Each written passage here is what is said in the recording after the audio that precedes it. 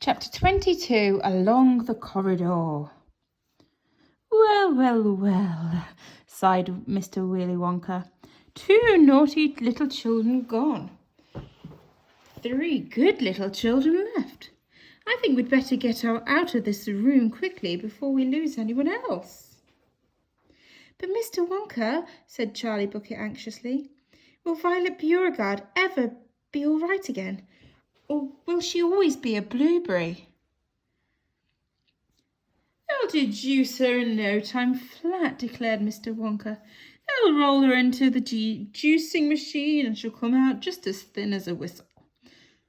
But will she still be all blue all over? Asked Charlie. She'll be purple, cried Mr. Wonka. A fine rich purple from head to toe. But there you are. That's what comes from chewing disgusting gum all day long. If you think gum is so disgusting, said Mike TV, then why do you make it in your factory? I do wish you wouldn't mumble, said Mr. Wonka.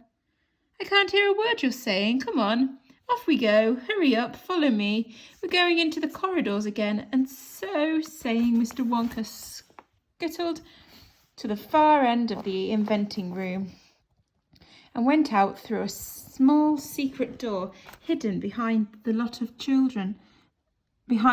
pipes and stoves.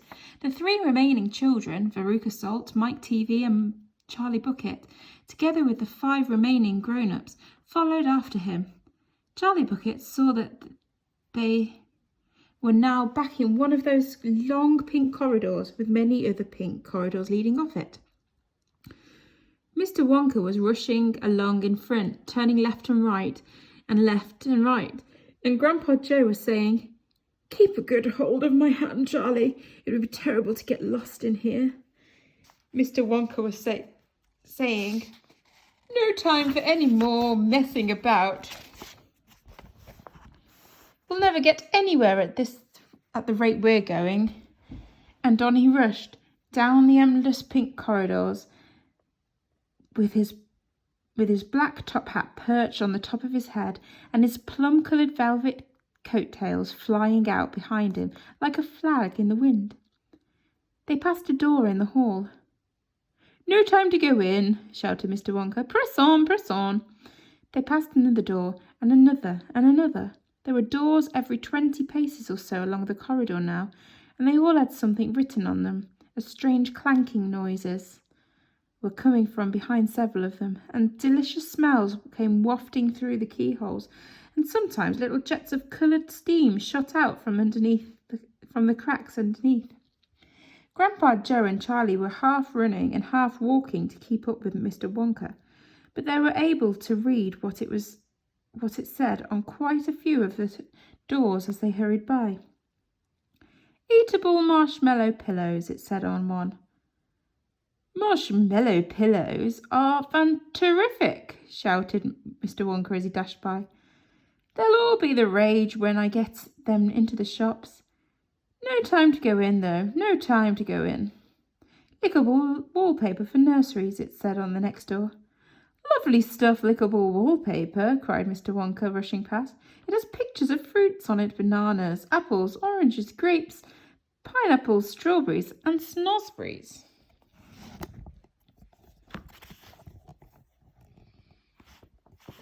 "Snozzberries," said Mike TV. "Don't interrupt," said Mr. Wonka.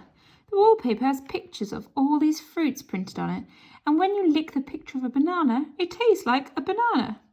When you lick a strawberry, it tastes of strawberry, and when you lick a snozzberry, it tastes just exactly like a snozzberry." "What does a snozzberry taste like?" "You're mumbling again," said Mr. Wonka. "Speak louder next time. On we go, hurry up." "Hot ice cream for cold days," it said on the next door.